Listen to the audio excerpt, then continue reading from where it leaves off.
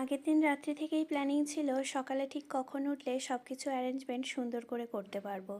নমস্কার, আমি Chandrima. I hope আজকের ভিডিওটা তোমাদের ভালো লাগবে। কোনো একটা ভিডিওতে তোমাদের বলবো যে কবে থেকে কী কারণে জন্মাষ্টমীর পুজো আমি শুরু করেছি। আমার কাছে যে গোপাল আছে তা কিন্তু একদমই না, একদম কৃষ্ণের ফ্রেম আছে, ফটো ফ্রেম, তাকেই আমি ভক্তি ভরে পুজো করি। তো সবার প্রথমে দুধ চলে এসেছিলো 1 লিটার, তার সাথে 500 দুধ এক্সট্রা ছিল, কিছুটা আমুল দুধও ছিল। সবার প্রথমে ভেবে নিয়েছিলাম ওপরে গিয়ে ময়দাটা মেখে রেখে দেব। তো প্ল্যান মাফিকই ময়দাটা মেখে নিয়ে প্রথমে গোবিন্দভোগ চালটা সেদ্ধ করতে বসিয়ে দিয়েছিলাম, যে আমার কৃষ্ণের জন্য পায়েস বানাবো বলে। তারপর সুজিটা বানিয়ে নিয়েছিলাম। তার আগে একটা কথা বলে রাখি, পুরোটা হেল্পে কিন্তু আমার হাজব্যান্ড আমার সাথে ছিল, বিকজ কোনোটাই একা হাতে আমার পক্ষে এখন ছোট বেবিকে নিয়ে পসিবল ছিল না।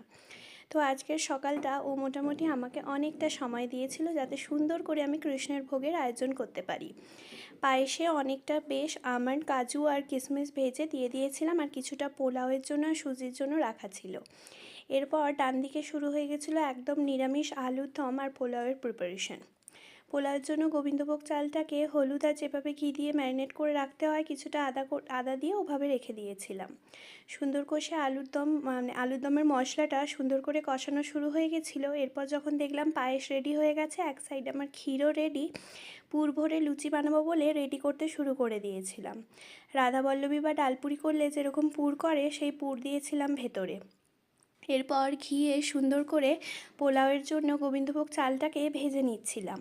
তারপর সবটা প্রিপারেশন হয়ে যেতে আলুর দম, পোলাও সবটা সুন্দর করে বক্সে স্টোর করে চলে এসেছিলাম একদম গ্রাউন্ড ফ্লোরে, যেখানে সব কিছু ঠাকুরকে দেওয়ার আগে গোছানোর ছিল। তারপর কৃষ্ণকে দেওয়ার আগে আমি সবটা সুন্দর করে প্লেটে প্লেটে গুছিয়ে নিয়েছিলাম। সাথে ছিল মালা আর কিছু খুচরো ফুল, পায়েস, ক্ষীর, নাড়ু, নারকেল নাড়ুটা তো কালকেই বানিয়ে নিয়েছিলাম, সুজির হালুয়া, তার সাথে